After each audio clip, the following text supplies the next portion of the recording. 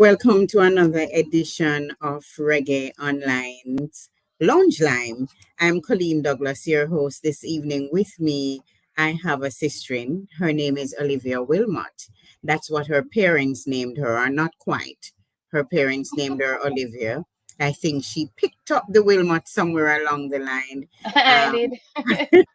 But she goes by artist name Earth and the Fullness. Olivia, welcome and thank you so much for joining us. This is like the perfect moment. You know why it's perfect?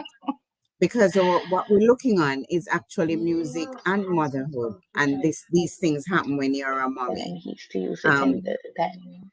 so Olivia, you know, so my first question is just switching from Earth and Fullness as a name to how you balance. How do you balance? How do you do balance the do I mothering? Mhm. do we? Okay. I I I do my best to you know just approach life from a place of gratitude, essentially. You know, um, I don't know. I saw this quote once that said Beyonce has the same 24 hours in the day that everyone else does. So you can do it. Um, I'm not sure if I believe that that's true. I think I could do it a couple extra hours. But yeah, also the idea of balance that we have, is Mm, not necessarily even realistic. I don't know why we feel like it has to be that way.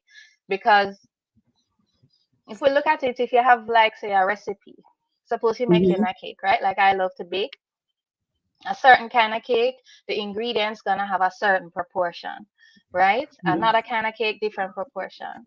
A cake in general, you're not gonna have the same amount of flour and the same amount of, sugar, and the same amount of everything has a different amount. And accordingly, to get the result that you're looking for, you adjust. So it's more about flexibility, being realistic, and ensuring that there is some quality time there for everybody, even if it's not a lot. It's mhm. quality. When it does happen, it's quality, and you're aware of everything that's going on. It is a challenge for sure. It's a challenge, but yeah, it's more just to kind of chill, draw on my yogic practice, to maintain a certain level within myself, and just, gratitude, gratitude. Before I ask the next question, I just wanted you to share with us Earth and the Fullness. How did that name come about? Okay, so when um when I started playing music again, because I've had this lifelong sort of relationship with music, as all musicians do, and everybody on the planet, technically. So when in 2014, the music really came in this very special kind of way, and I made the decision to honor that, um, through lots of really serendipitous events. I met my brethren Sanjay, who is Earth and the Fullness first basie, um, and you know, he was like, "All right, so what's the name? What's the name?" And by the time we met, that was like a couple months after I started playing, and I hadn't thought of a name at all, really. Mhm, And I put that in my meditation, because I really didn't have any idea. Um, and in meditation, after practicing yoga one morning, you know, one of those mornings that we do get sometimes, um, the name came. And I was like, wow, yeah. And it just fit on so many levels, all the different meanings, everything about it um, was just perfect. And I knew that, okay, that's the name. So, what do you want people to feel when they hear the Earth and the Fullness? What are they preparing to hear from you as an artist? You're preparing to hear a little bit more of what's beyond um, the obvious all the time. Mhm. So what's on the surface is very important because that's how we situate ourselves, but what's beyond that is also important because that's how we kind of understand now um, what the next step is. Um, Mhm. so Earth and the Fullness primarily is a reference to that, the idea of a truth becoming more profound to you the further that you go on your journey. It's not necessarily that it becomes more complicated or Mhm. something different. It's just that you really understand it in a way. It's like a inner knowing. Only Mhm. way to say it's like a fullness of knowing, and that never really stops. You know, and music for me is like a not like a music for me is a revelation. Truthfully, it's the most unintentional thing that I do. I'm just realize that there's a communication at this time, and I'm going to make the space for it, and I listen, and you know, over time, honestly, the songs speak to me even more and more. Like, oh yeah, or I may realize that there's something in the song. I'm like, whoa, that's something I need to fix in myself. You know, so it's that kind of a journey. You use the word unintentional, and I Mm. love to use the word intentional. Um, but it's interesting that you're now sharing that music is perhaps the most unintentional thing that you do. I'm Yes. curious about your process as an artist, as a writer, as a musician, when you think of the word unintentional. How Hmm. do you write? Is that intentional? Is it unintentional? I think in terms of an intention, Mhm. I know that I would prefer to write things that are not gonna be too depressing. That much I know. Um, but honestly, it's so funny because when we had the listening party the other day, and both Ainilek, who I work with very, very closely, my brother-in-law in music, and John, who produced the album that just came out, they both said, that I'm so intentional in what I say. But the thing, the thing is, excuse me, one moment, please. Yes, guys. Okay, tell him that I now know that, and there's gonna be a consequence, so he needs to deal with that differently. He's not on the tab. He's on WhatsApp right now. Which Okay. one of Huh? them is that, Mikhail. Olivia? Okay, so this is Mikhail. Mikhail, say hello. Hi, Matthias. You're actually on a live, so everyone is seeing you. So Okay, so they're on you a have live. to. Everybody is seeing you. You have to excuse me a little.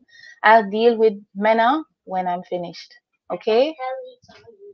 Okay, okay, okay. It's reporting because apparently his brother is on YouTube, which he should not be. That was the discussion that was being had. So back to the music, right? So they said that I'm very intentional. Why I say not intentional is because I'm prone to overthinking, Mm, and really overthinking, and I love to plan and stuff like that, and but with music, I find that it is this process that is very difficult to put into words. It's like you're hearing something from somewhere else, and mm, tapping into that in a different kind of sensory way. you know you have to be open very open to the process to hear. It's kind of like the senses blend it into each other, and mhm, somehow you're shaping out of this a song. So it is really about being open and mhm, listening, and just tapping into that. and letting the song unfold. So it's kind of like if I feel like I don't know what is going to come next in the song and I get stuck, um, that is the time to stop. Like, there's. Mhm. Thank you. I know I read somewhere, perhaps it may have been in your bio, where your music is described as a kind of meditative music rooted in reggae. And I heard you mention your brother-in-law. Mhm. And the Wilmots are known for music. Big up yourself, Billy Mystic. So Yes. you're into a music family, the one Mhm. that the name you took up on the way. How is that for you? Does that have any kind of influence on how you do your music, what you do, how you started as an artist? Okay. It's okay. It's okay that they're there. We're good. I'm just like We're very good. I promise you. gratitude. um. Okay. So Jamnesia. I first went to Jamnesia in 2007. Um, to play music because I heard through a friend of a friend who had a friend who was in the same class as Aini that they had started this live music thing Hmm. out in Bull Bay. And so that's how I went there in the first place. And I was very nervous and went to play this song that I had written. And Uncle Billy, he was so welcoming and encouraging and supportive. And the whole energy of this space. Hmm. Hold on a second. Can you guys please take that somewhere else, please? Mikayas, stop that, please. Mena, please stay over. Thank you. Okay, we will deal with it after.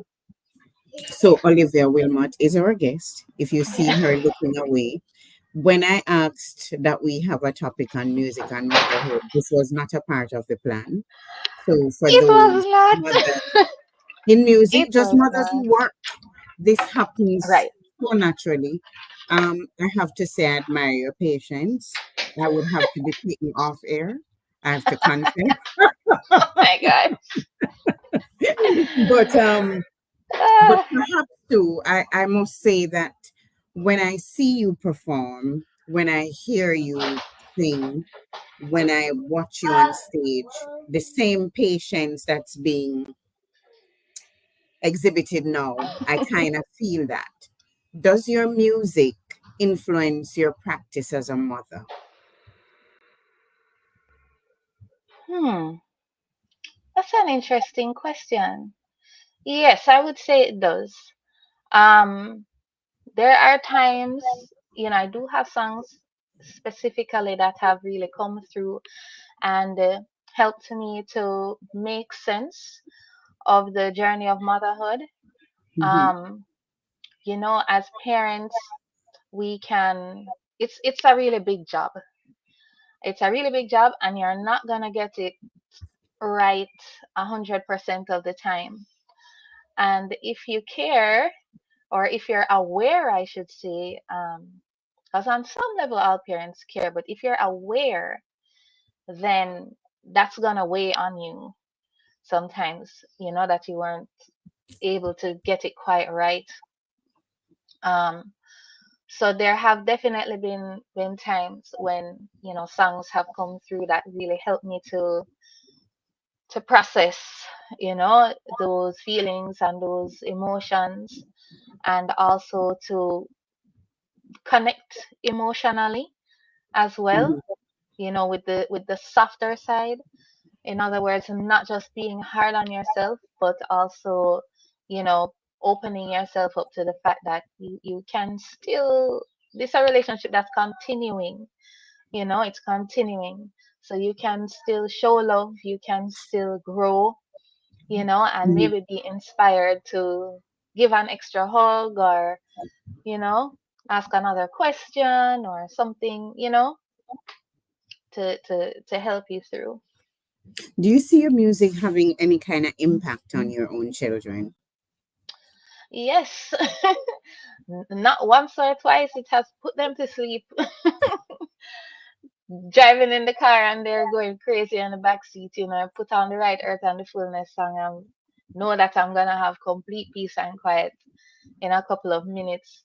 But also I hear them, sometimes they sing the songs, Mm-hmm. and it makes me feel really good that what they're singing is so affirming. And I'm like, wow, it feels so good that they're singing something so positive, and I know that it's getting in there, you know. Mm-hmm. And so that's great, and they love the music, so that also feels great because I know that they see it as something that's really valuable, to them. So yeah, that's a joy. It's another thing. I'm a little curious Hmm. because we change when we have children, no matter how much we say we want to be ourselves. I think I lost a lot of who I was Hmm. after my first child is 22. And after her, I became a different woman. And then when the Hmm. second one came, I changed even further. So I kind of am curious, did you produce music before the children? And if you did you find that your music changed after you started having children? Keep going. Okay. I will deal with it after. Okay, sweetie pie, you go ahead and do what you're doing. All right. Um, did okay. So was I writing before, Hmm. and then did the music change after? I would say definitely the music changed after, for sure. There was, I think, the music that I used to write before I had them was a lot more. Um, I would say it tended to be either more on like a sadder sort of side of things After. before. Okay. It was more on like a sadder type of thing. Sometimes it could be a little bit religious, but not really. I would definitely say it was more kind of on that side of processing Hmm. uncertainty. But then after I had them, I didn't start writing music until about 4 or 5 years after having my first child, after having my daughter. So there was a long process there where the guitar was in the corner of the living room, and I would go and take it up sometimes and then put it back down and so on. And it took like a couple years before I really had my own kind of personal awakening. Hmm. I would say that there have been different moments that have been challenging, to really process in life. So after having my daughter and then a couple years, that's a big shift. And there Hmm. was a lot happening at the time, a lot of different challenges. And then I had my son, my first one. And then it was a few months after that I kind of had my own awakening where I really started to see things differently. And then it was a few years after that the music came. So it wasn't like, you know, I felt like there were so many different reasons that music is not a practical endeavor at this time, you know, um, and just there were so many things kind of surrounding it that there was like a wall there, you know, a circular wall, and I just couldn't access it. I just couldn't Mm. access it. And then a couple years after having my awakening, it kind of started to drift in a little, but I still didn't really, and then I wrote Roots, which you may know or not, but we perform that song quite often. And when I wrote that song, I was like, wow, you know, like it was a massive spiritual experience that was very specific and direct, you know. Well, are you going to sing music then? Are you going to play then? This is a conversation that I'm having, you know, with my ancestors at this time. And I'm like, as we're having the conversation, you know, this song is just being written. And it was kind of like a falling away or a pulling away of that barrier, that wall that was there. And it was absolutely amazing. And I said, at this point in time that I can't afford to let anything be keeping me from music, let alone fear, Mm-hmm. because in Rastafari, fear is not supposed to be the determinant of your actions. And I felt afraid to be so open um in public. And so I just said, okay, all right, I'm gonna just see just do it, and just see where it goes. I didn't have any kind of plan in mind. It was just to tap into this music and sing it and play it. Wow. I'm always curious about artists. I'm in music, but I'm not on stage, so I don't have the burden of performance. Because sometimes it Mm-hmm. can be burden. And double with that is the burden sometimes of motherhood that we don't speak about. It's not that we don't experience joy, but there's a kind of burden in my own opinion that it's always that is maybe, but it's mommy's baby, and you must be there as the woman. You must be there as mommy. How do you balance that with so the question I really want to ask is if you think that having children has somehow limited your music career. Do you get to do tours? How do you balance tours? How do you balance live shows and studio recordings? Well, I mean, recordings, it's not really an issue.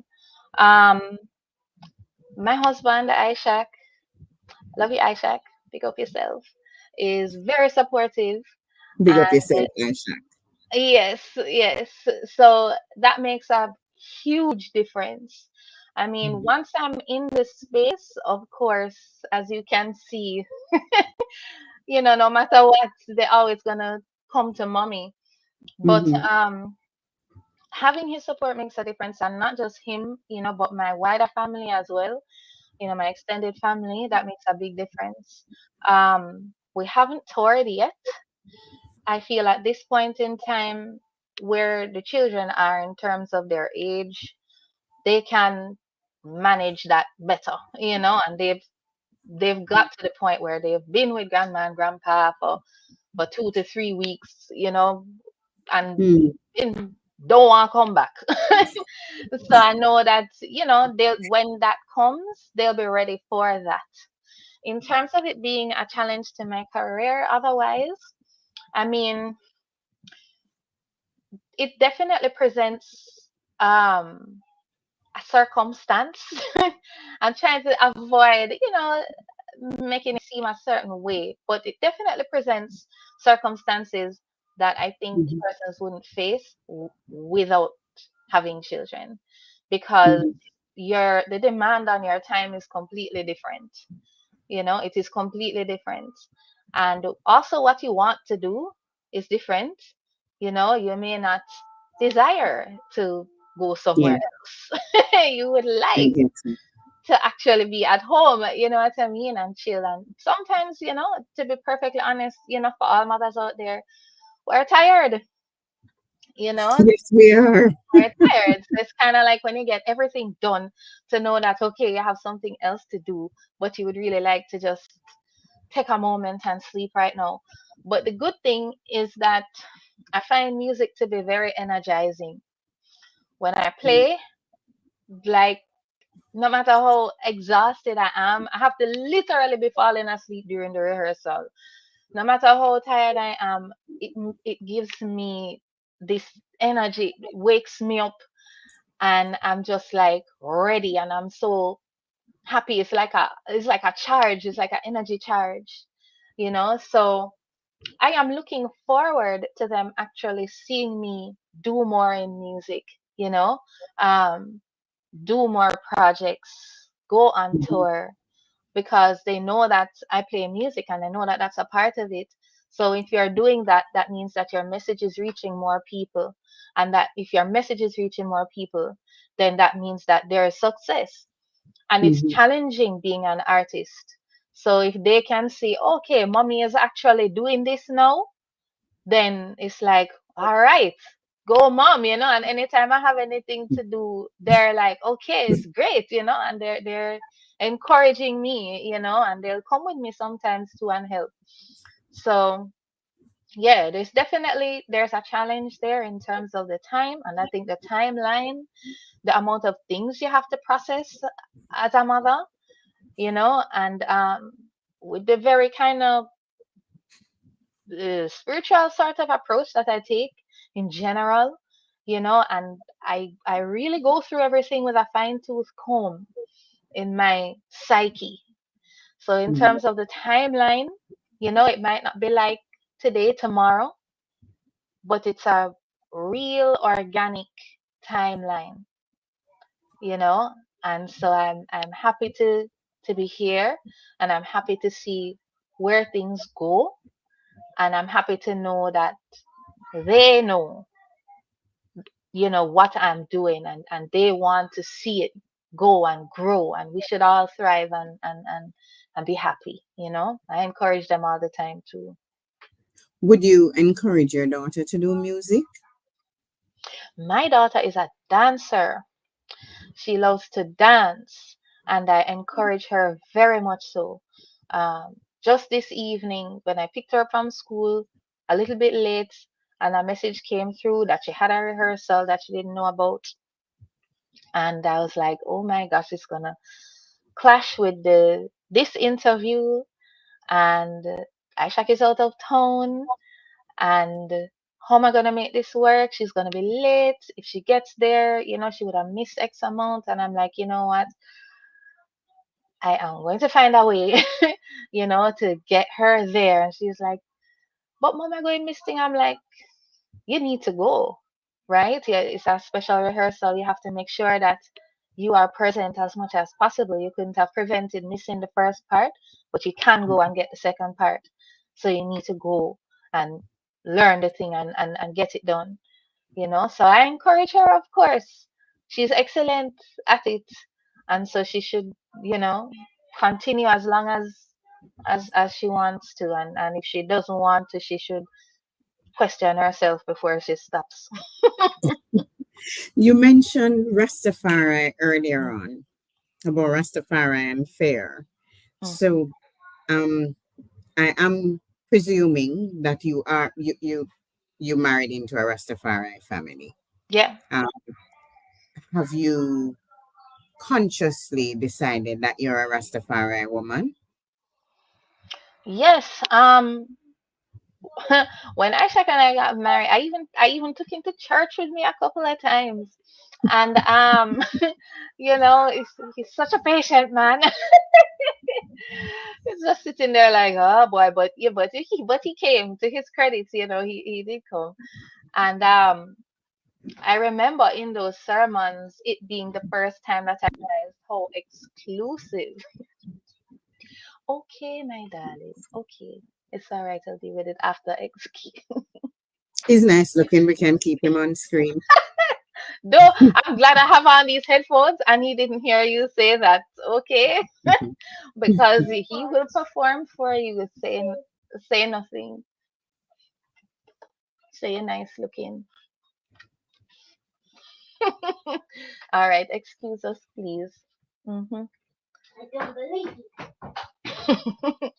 um, yeah, but I never ever really thought I never thought that I would cite Rastafari personally. I grew up Methodist, not in a particularly religious household, but in a household where, we would definitely go for Easter, we'd go for Christmas, certain dates. Um, but I was always very interested in the spiritual realm, and Mhm. spirituality.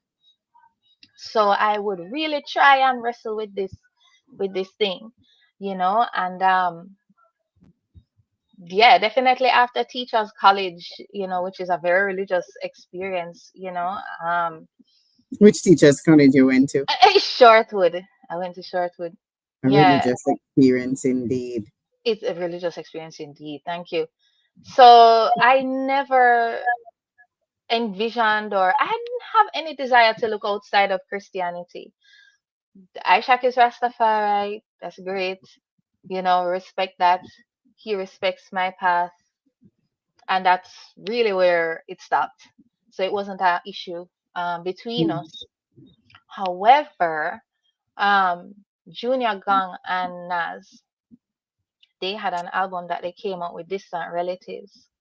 And there's a line in one of the songs, um, Africa Must Wake Up. There is a line where Nas says, Africa's the origin of all the world's religions.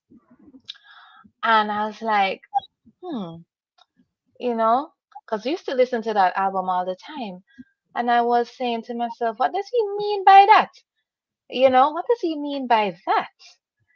Uh, and that piqued my curiosity. And then shortly after that, we had a guest, a Kemetic yogi came to stay at Janice, and he brought books and DVDs and all kind of thing. And, you know, so Ashra Kwesi, Mhm. some lectures by him about that very thing.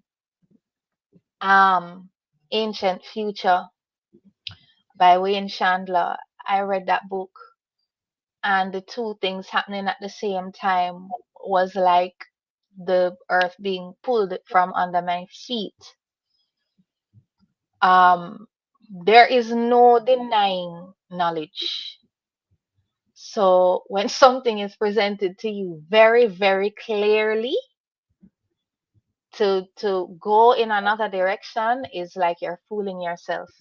So I realized at that point in time that my nothing was what I thought it was,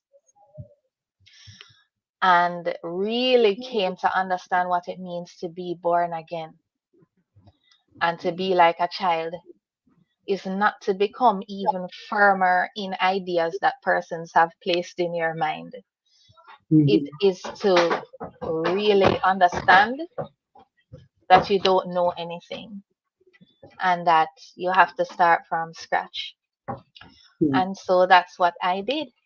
And I am happy to say that the first, guys, you can't play over here. Mena, Mena, you keep leading. Excuse me 1 second, please.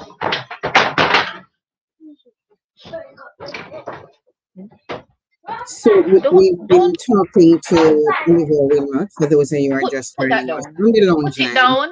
As I guess words are strong and they're strength and words sound power. So we were talking about music and motherhood, and the motherhood is mothering this evening.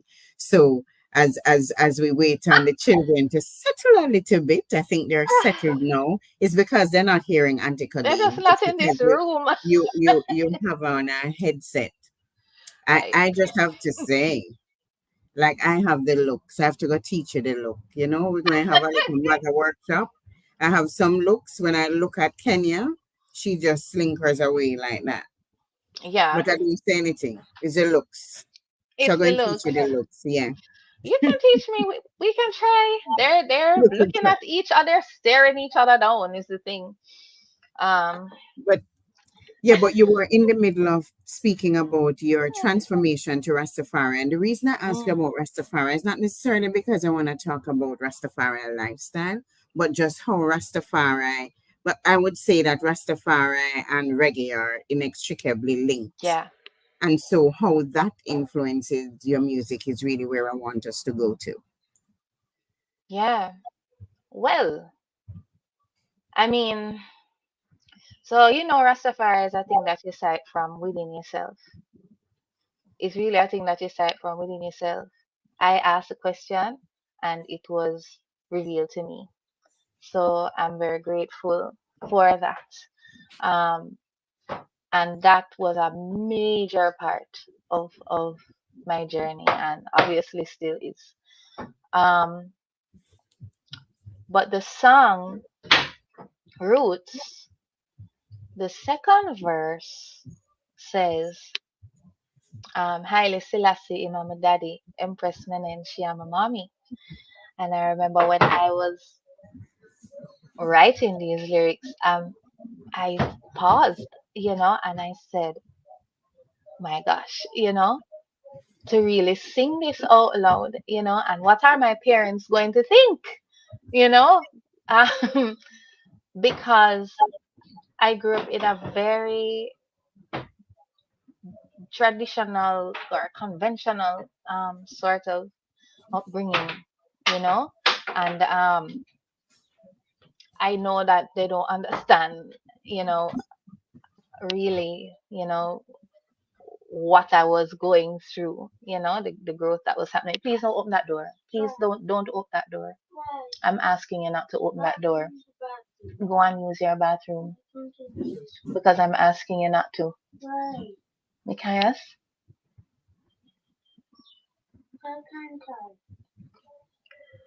So when that song came through, I mean, just the fact that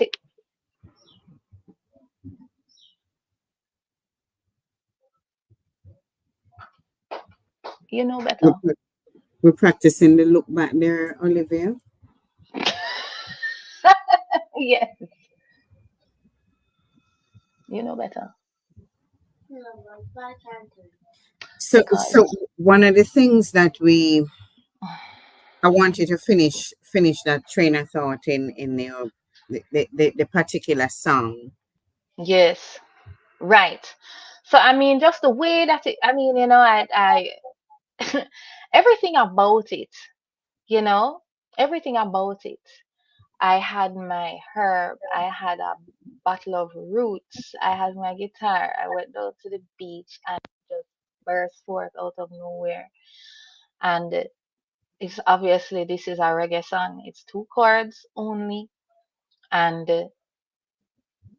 I, it wrote itself. I just there with it. And obviously it wouldn't have been written without everything that came before it. You know, and for me, I always say that music it takes your whole life to write a song. It takes your whole life, everything that you're going through. So that's really what that was, and that also give me a strength too in terms of you know processing my identity, and that aspect of my identity and owning it in a public space. By that time I already had locks and stuff like that, but this kind of declaration, you know that could also make persons ask the question, well, what does she really even mean by that, you Mm-hmm. know and I've had in Rastafari, you have some very spiritual conversations. Sometimes you meet some people that, you wonder if they're even from this planet. And they say certain things to you and it just confirm things, Mm-hmm. and it's beautiful. It's a beautiful experience. And I have continued to grow spiritually, tapping into my Taino, um, as ancestry as well, like that whole aspect of things. And it's one and the same, really. It really is one love, and it's a matter of the path that you are on and how true you're being to yourself, how much you're learning, basically. So I have a question Mm, that is in no way judgmental or meant to suggest anything. So I actually drew the conclusion that you're one of those eclectic artists. mm. Um, and I wonder if that's how you see yourself, that you're not any one thing and that you are singing with the spirit. When you look at your name, you feel that way. And I wonder sometimes how the Jamaican music space is, if you find that uncomfortable or if it has caused any kind of challenge for you as you grow in the industry. I think, it's been interesting. The most opposition or, kind of eyebrow raising Mm-hmm. that I've experienced has actually been from people who are in the industry. Not Mm. to say that everybody who is in the industry has responded in that way, but that's the only place that I have actually heard, like, oh, this isn't reggae enough, or, boy, I don't know. There have been persons in the industry who are like, okay, this is great, let's, see where it goes and all of that. But the people themselves, I haven't had the experience where they're not receptive. Mm. Um, I haven't had the experience yet where they're not receptive. They are happy to hear something a little bit different, and to me, I follow the inspiration that I receive.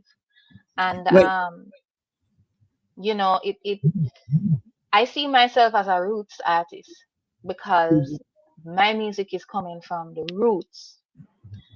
And when I listen to, say, for example, the Wailers, which is like my favorite band, um, even when you listen to Peter Tosh's music, they are not subscribing to what anybody is telling them what something should be or should not be. I don't think any of the greats really have restricted themselves. No, I'm not saying that I'm this and I'm that and very. That's not what I'm saying. What I'm saying it's is, also okay for you to say exactly who you are. Um, yeah. Michael and I were kind of chatting in private chat, and the same thing I was about to type to him. He said, the ones in the industry are often the gatekeepers, and Mhm. they're also the ones who are most close minded. So Mhm. for me, you're not really making music for them. You're making music Mhm. for you and to inspire people. But I really wanted to ask because I do think that it would be. I'm not surprised that people would accept you and the industry is what would be questioning it, Mhm. especially those who are really not producing music in any way are the ones. That's So, true. but I'm happy you don't see that as a challenge, Olivia. And I kind of wanted to flip that to ask you, in terms of a breakthrough moment for you, a moment that you perhaps something significant happened for you in music that you could share with us.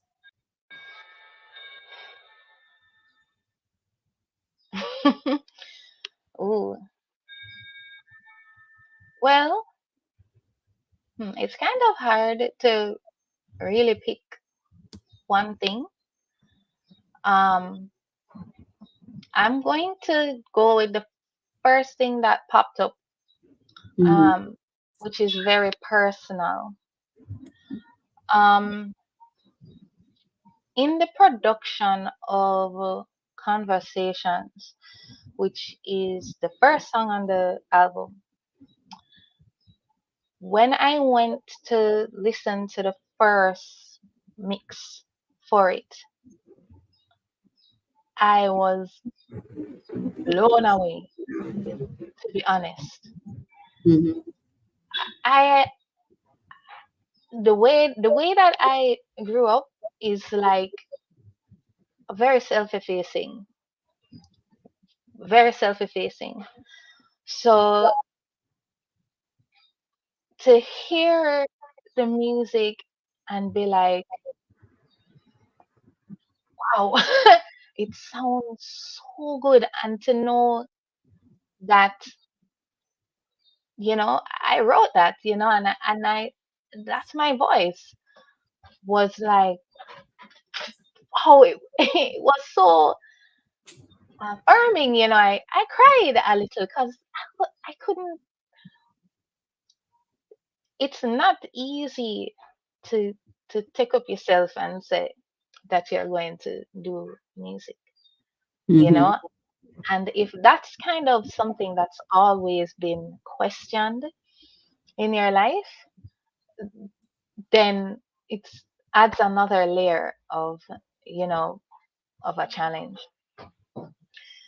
So that moment of hearing the song and really feeling like, wow, no man, this needs to go out there because it's really good. The way it makes you feel, people need to feel this way. We always tend to be hard or fiery, or or we're not always like that, but that's the way that we're presenting ourselves, and that's the way we are presented to ourselves too, you know and that is Mm-hmm. a natural part of who we are as a people, and it has a purpose. But this the part of feeling love and gentleness and beauty for its own sake, Mm-hmm. that is a part of us too, you know and Jamaica is a woman. So why are we always, huh? No, no, I'm gonna pose that question. Is Jamaica male or female? Yeah, I think Jamaica is female. I mean, we're springing water all over the place, rolling mountains, fields, and valleys, and the ocean all around. I'm gonna say yes. If it were to be one thing, everything has a masculine and a feminine balance, But I'm just saying, our environment, there is a lot of softness there, you know, and it is necessary to tap into softness to Mm-hmm.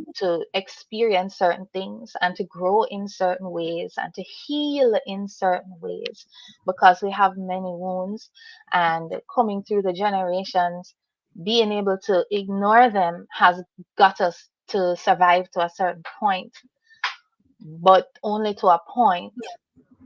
At some point things fall apart. If they're too hard, they crack. So there has Mm-hmm. to be a space for this other way of being. And I really felt that when I heard that song, I said, okay, no, this is really good, and this really needs to be out there.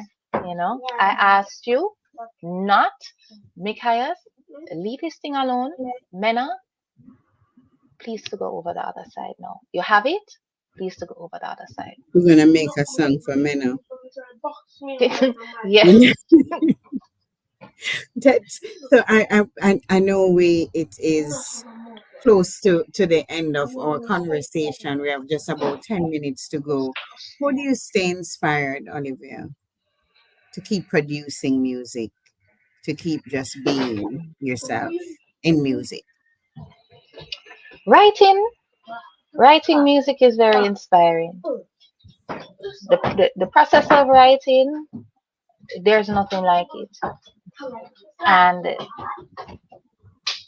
I am so grateful for it. So when a song comes through, I am absolutely elated for, a good Mhm. while. I am somewhere else. You're seeing me, but I'm somewhere else, because it is just the most amazing experience.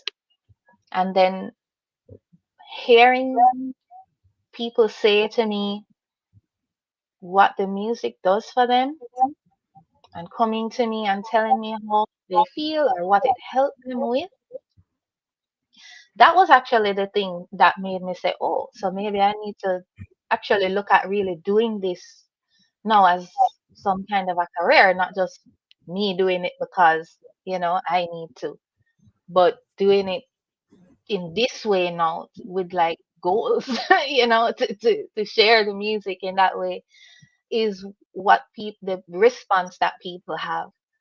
Children, grandma, everybody, the man on the corner, the doctor, the whoever, when Mm-hmm.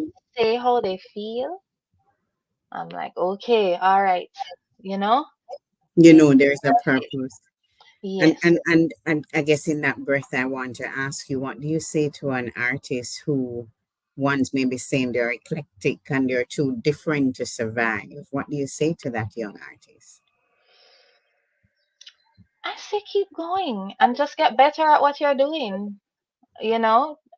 It's important to have that kind of drive to continue to improve and continue to play, you know, and get to know yourself better so that you can always, you know, keep a track of your direction, keep a track of your purpose.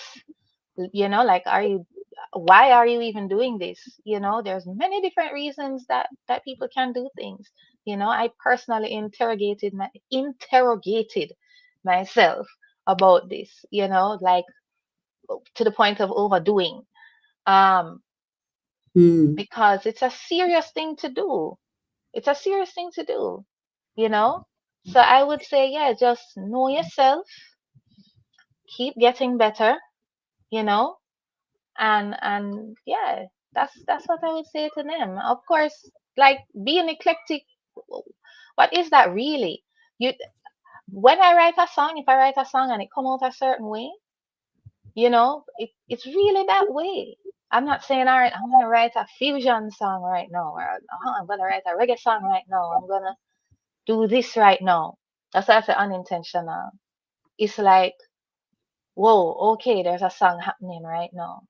And I think over time, all the different influences and music that I've listened to from little, you know, so it just come out in these different ways. So just be true to yourself. Be true to yourself, because that's the most important thing. Otherwise, the music is not gonna connect with you, and it may not connect with. If you have a great marketing team, it may connect with other people if they hear it enough. But you know, mm, it's not gonna really connect with you. You're still going to have to find something else that you'll say, oh yeah, this is me. So be true to yourself, know yourself, and get better at what you're doing. And if you don't have a lot of responsibilities, then go and socialize more. So, any dream collab? Like, who would you want to make music with that you haven't made any music with? Ah, the first name that comes to mind is Bob Marley, but obviously he has passed. It's okay to have a dream collab. Have his likeness somewhere. With Yeah, all of the AI true. technologies, Michael will tell you that it's possible. Oh my gosh. Oh, I don't know if I want to go there with the AI, but I mean, well, collaborating with Stephen Marley would actually be great because I love his music and his production style, and everything is so real. His songs are so lovely, and he's definitely not bound by anything, so that would be lovely. Um, the musicians who I play with now are like a dream collab for me as it is. Mm. I love their music before any of this, you know. So for me, that's like a dream too, So I'm already quite grateful for this dream collab that is Earth and the Fullness. Um, but yeah, I would say Stephen Marley, and outside of that, mm, I probably have to give it a little bit more thought. Probably tell you in like a couple days. In a couple of days, I'll call and ask, and we'll share it in the chat section. So, my final question to you is really back where we started out as a mommy. What's the legacy in music that you want to leave for your children? Legacy I want to leave for them in music is that if you are true to yourself, if you are positive in mind and action, then you will produce work that is helpful to the progress of this planet. You Mhm. know, the world is in a state of becoming, and as His Majesty, the pieces are becoming, and each generation is going to have to be making it better than it was before, because it's the time that we're in. You know, it's a lot of conflict that we see happening around us, the way that the earth is treated, the way that we perceive reality, all of these things. There's a lot of returning to what is really real that has to happen. So connecting Mhm. with our our indigenous ways of being, connecting with the earth and nature, and connecting with yourself, so that you can actually manifest something that Mhm. is going to help others, and help you to grow. So I want them to know that if you continue on that journey genuinely, do something that is going to help the people of this earth, and if it's true, then last. It will last, you know? So that's what I want them to. You I can do it. completely. Yeah. Um, you know, Olivia, when I'm doing interviews, sometimes I really don't know where the interviews will go. I kind of just go with my own vibe, the Mm, vibe of whoever I'm speaking to, and we see where it takes us. Because the truth is, there is no definition of what makes a good interview. It really is a feeling, and the feeling that you've given is a feeling of calm. It's grounded, it's spiritual, it's mm. patient, it's kind. It's things that I still dream of acquiring as a mommy. It's things I still dream of acquiring as a professional. So I'm just saying that because I really think that it Yes. is, even when there have been times when I personally thought that music is kind of quirky, but I like it. Yeah. And it's okay. So I'm just saying thank you for sharing yourself to the world, because I do agree with you that choosing to go on stage, choosing to do music is a whole scene. And so we appreciate that about you. We also appreciated that you came on Lounge Lyme. Reggae Online, for all of those who are on the various platforms. We've streamed live on Facebook, IG, YouTube. It will be there for you to watch. And we are also available. It's running across the screen, Reggae Online JA, TikTok at Reggae Online. So we're on various platforms. And Olivia, I'm not sure if you know about our platform, but you can actually do crosses with us, all rudiments of reggae, all Yes. of the things reggae are available online. And this is just one of the ways that we share reggae to people. That reggae is not just one thing, it's not just Bob Marley, it's not just the Wailers. It is a lot of other people, and you're one of those. It And I'm is. really appreciative that you came here. So we give thanks, and we Give give thanks thanks. if you this is seasonal, so we kind of close out. We have one more to go for the month of April 2024. We take a break and we get back in July. So, Olivia, thank you so much for Give sharing with thanks. us this evening. And your guests behind you, who who've been fully, you spoke about serendipity, So all of what is happening there with I those did, didn't children. I? Oh Yes, you my did. goodness. You did. So But thank you thank you so so much. much, Colleen. I You're really, really welcome. appreciate of being here. Thank you for your patience. You've been very I'm patient with this learning. interview. And it is just about 7 o'clock. We give thanks. Thanks, Michael.